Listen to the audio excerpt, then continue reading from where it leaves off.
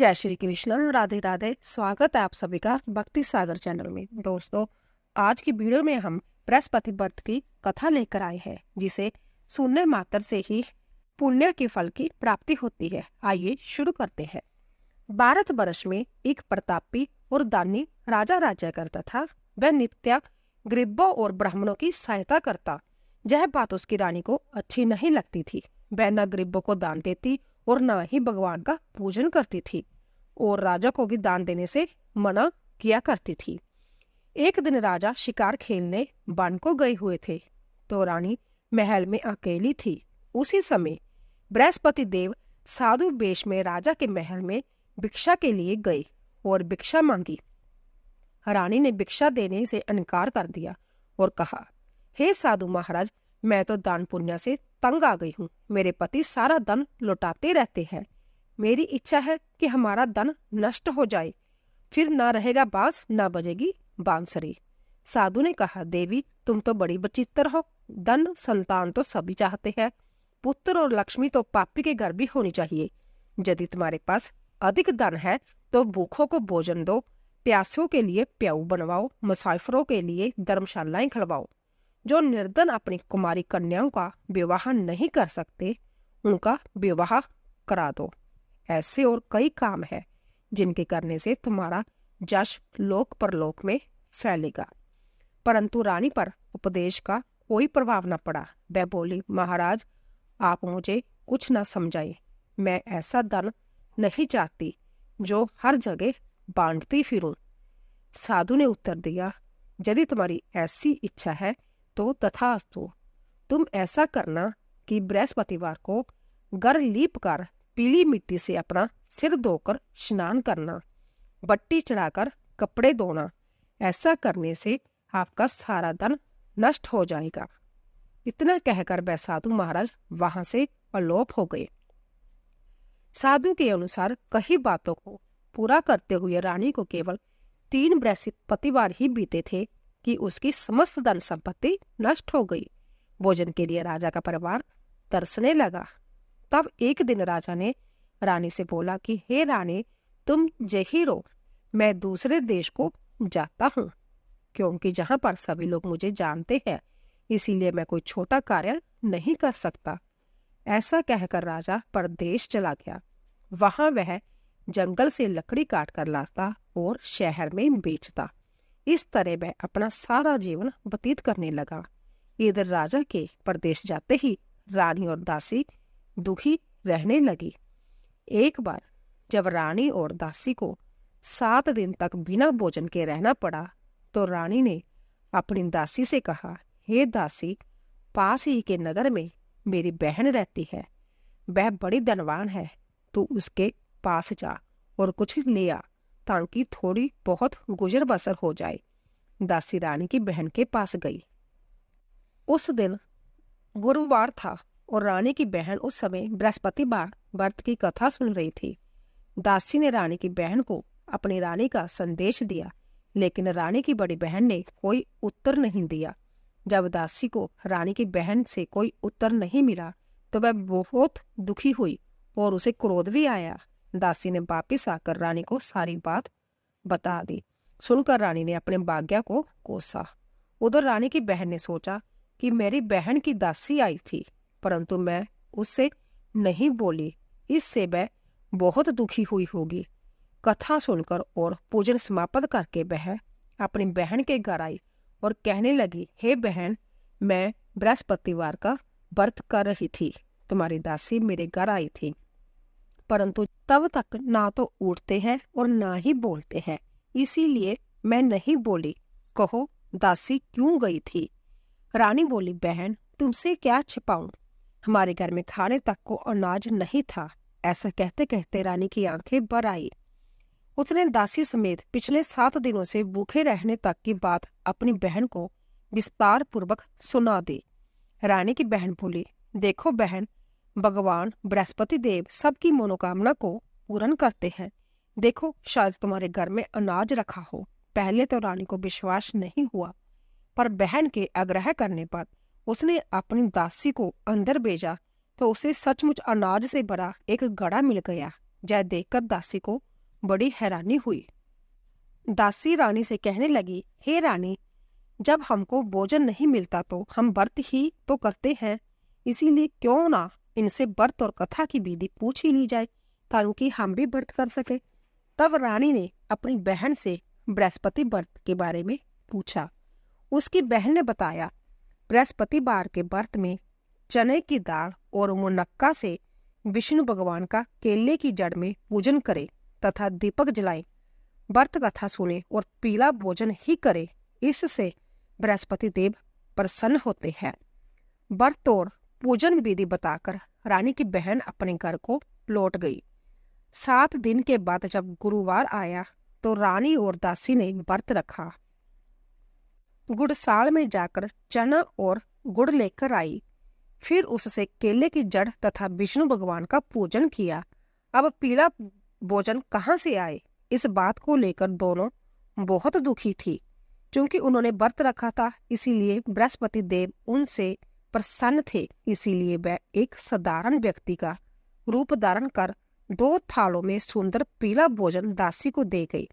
भोजन पाकर दासी प्रसन्न हुई और फिर रानी के साथ मिलकर भोजन ग्रहण किया। उसके बाद वह सभी गुरुवार को व्रत और पूजन करने लगी। बृहस्पति भगवान की कृपा से उनके पास फिर से धन संपत्ति आ गई, परंतु रानी फिर से पहले की तरह आलस्य करने लगी।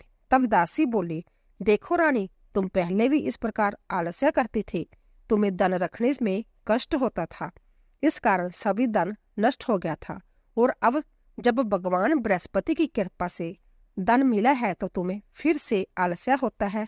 रानी को समझाते हुए दासी कहती है कि बड़ी मुसीबतों के बाद हमने यह धन पाया है, इसीलिए हमें दान पुण्य करना चाहिए, भूखे मनुष्य को भोजन कराना चाहिए और धन को शुभ कार्यों में खर्च करना चाहिए, जिससे तुम्हारे कुल का यश बढ़ेगा, स्वर्ग की प्राप्ति होगी और पितर प्रसन्न होंगे।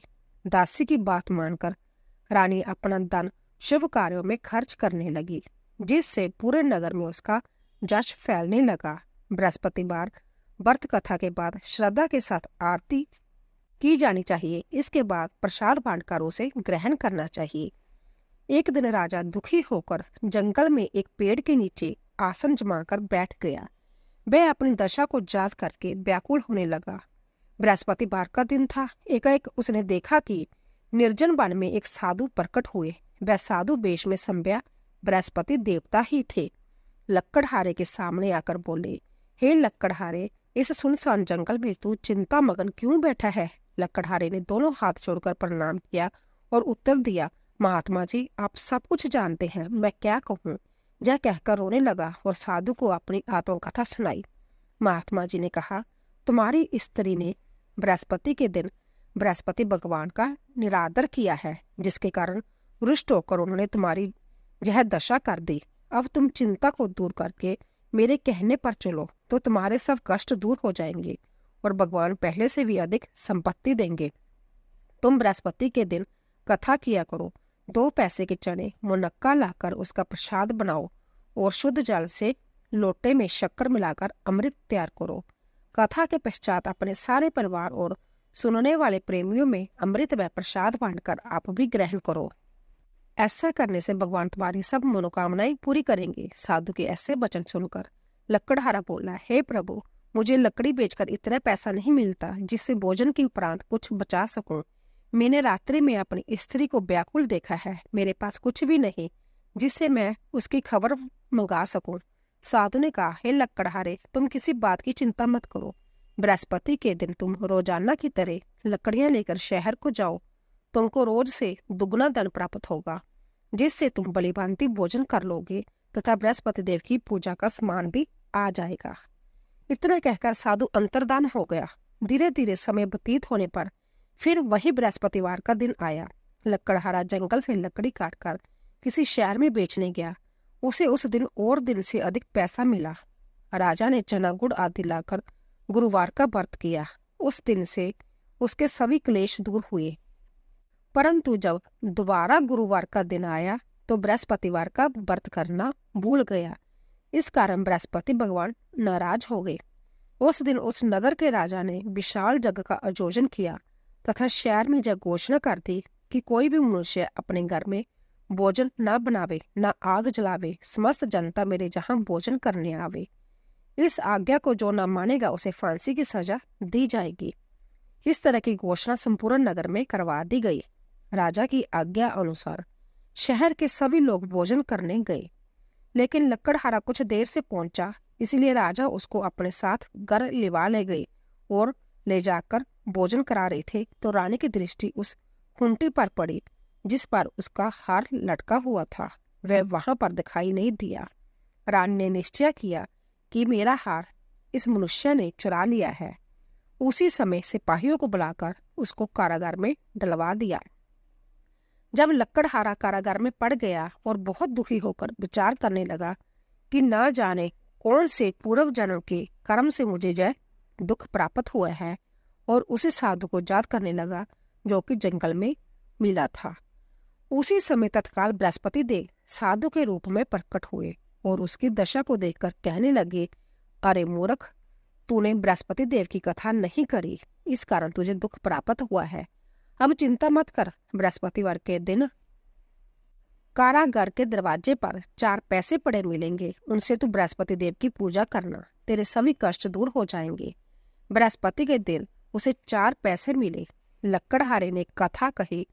उसी रात्रि को बृहस्पति देव ने उस नगर के राजा को स्वप्न में कहा, हे राजा, तुमने जिस आदमी को कारागार में बंद कर दिया है वह निर्दोष है, वह राजा है, उसे छोड़ देना। रानी का हार उस खूंटी पर लटका है। अगर तू ऐसा नहीं करेगा तो मैं तेरे राज्य को नष्ट कर दूंगा। इस तरह रात्रि के स्वप्न को देखकर राजा प्रातःकाल उठा और खूंटी पर हार देखकर लकड़हारे को बुलाकर क्षमा मांगी तथा लकड़हारे को जोग्या सुंदर वस्त्राभूषण देकर विदा कर दिया। बृहस्पति देव की आज्ञा अनुसार लकड़हारा अपने नगर को चल दिया। राजा जब अपने नगर के निकट पहुंचा तो उसे बड़ा आश्चर्य हुआ। नगर में पहले से अधिक बाग, तालाब, कुएं तथा बहुत सी धर्मशालाएं, मंदिर आदि बन गए थे। राजा ने पूछा, यह किसका बाग और किसकी धर्मशाला है? तब नगर के सभी लोग कहने लगे कि यह सब रानी और बांदी ने किया है। तो राजा को आश्चर्य हुआ और गुस्सा भी आया। जब रानी ने यह खबर सुनी कि राजा आ रहे हैं तो उन्होंने बांदी से कहा कि हे दासी, देख, राजा हमको कितनी बुरी हालत में छोड़ गए थे। हमारी ऐसी हालत देखकर वह लौट न जाए, इसलिए तू दरवाजे पर खड़ी हो जा। आज्ञा अनुसार दासी दरवाजे पर खड़ी हो गई। राजा आए तो उन्हें अपने साथ ले आना। तब राजा ने क्रोध करके अपनी रानी से पूछा कि यह धन तुम्हें कैसे प्राप्त हुआ है? तब उन्होंने कहा, हमें यह सब धन बृहस्पति देव के व्रत के प्रभाव से प्राप्त हुआ है। राजा ने निश्चय किया कि 7 रोज बाद तो सभी बृहस्पति देव का पूजन करते हैं, परंतु मैं प्रतिदिन में 3 बार कहानी तथा रोज व्रत किया करूंगा। अब हर समय राजा के दुपट्टे में चने की दाल बंधी रहती थी तथा दिन में 3 बार कहानी कहता। एक रोज राजा ने विचार किया कि चलो अपनी बहन के जहां हो आवे। इस तरह निश्चय कर राजा घोड़े पर सवार हो अपनी बहन के जहां को चलने लगा। मार्ग में उसने देखा कि कुछ आदमी एक मुर्दे को लिए जा रहे हैं। उन्हें रोककर राजा कहने लगा, अरे भाइयों, मेरी बृहस्पति देव की कथा सुन लो। वह बोले, लो, हमारा तो आदमी मर गया है, इसको अपनी कथा की पड़ी है। परंतु कुछ आदमी बोले, अच्छा कहो, हम तुम्हारी कथा भी सुनेंगे। राजा ने दाल निकाल ली और जब कथा आदि हुई थी कि मुर्दा हिलने लग गया, और जब कथा समाप्त हो गई तो राम राम करके मनुष्य उठकर खड़ा हो गया। आगे मार्ग में उसे एक किसान खेत में हल चलाता मिला। राजा ने उसे देखा और उससे बोले, अरे भैया, तुम मेरी बृहस्पतिवार की कथा सुन लो। किसान बोला, जब तक मैं तेरी कथा सुनूंगा तब तक 4 हरियर जोत लूंगा। जा अपनी कथा किसी और को सुनाना। इस तरह राजा आगे चलने लगा। राजा के हटते ही बैल पछाड़ खाकर गिर गई तथा किसान के पेट में बड़ी जोर का दर्द होने लगा। उस समय उसकी माँ रोटी लेकर आई। उसने जब जय देखा तो अपने पुत्र से सब हाल पूछा और बेटे ने सभी हाल कह दिया। तो बुढ़िया दौड़ी दौड़ी उस घुड़सवार के पास गई और उससे बोली कि मैं तेरी कथा सुनूंगी, तू अपनी कथा मेरे खेत में चलकर कहना। राजा ने बुढ़िया के खेत पर जाकर कथा कही, जिसके सुनते ही वे बैल उठ खड़े हुए तथा किसान के पेट का दर्द भी बंद हो गया। राजा अपनी बहन के घर पहुंचा। बहन ने भाई की खूब मेहमानी की। दूसरे रोज प्रातःकाल राजा जगह तो वह देखने लगा कि सब लोग भोजन कर रहे हैं। राजा ने अपनी बहन से कहा, ऐसा कोई मनुष्य है जिसने भोजन नहीं किया हो? मेरी बृहस्पतिवार की कथा सुन ले। बहन बोली, ए भैया, जब देश ऐसा ही है कि पहले जहाँ लोग भोजन करते हैं बाद में अन्य काम करते हैं, अगर कोई पड़ोस में हो तो देख आओ। वह ऐसा कहकर देखने चली गई, परंतु उसे कोई ऐसा व्यक्ति नहीं मिला जिसने भोजन ना किया हो। अंत वह एक कुम्हार के घर गई जिसका लड़का बीमार था। उसे मालूम हुआ कि उनके जहाँ 3 रोज से किसी ने भोजन नहीं किया है। रानी ने अपने भाई की कथा सुनने के लिए कुम्हार से कहा कि वह तैयार हो गया।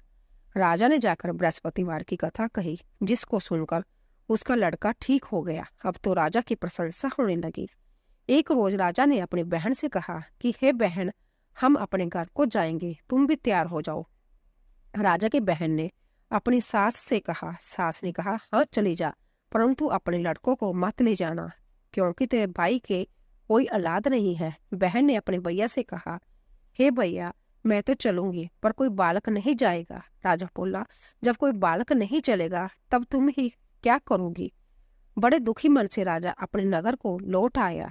राजा ने अपनी रानी से कहा, हम निर्वंशी हैं, हमारा मुंह देखने का धर्म नहीं है और कुछ भोजन आदि नहीं किया।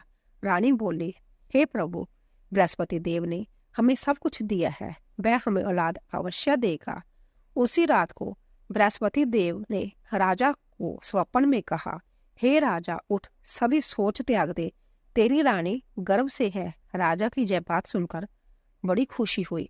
9वें महीने में उसके गर्भ में एक सुंदर पुत्र पैदा हुआ। तब राजा बोला, हे रानी, स्त्री बिना भोजन के रह सकती है, पर बिना कहे नहीं रह सकती। जब मेरी बहन आवे तुम उसे कुछ कहना मत। रानी ने सुनकर हाँ कर दिया।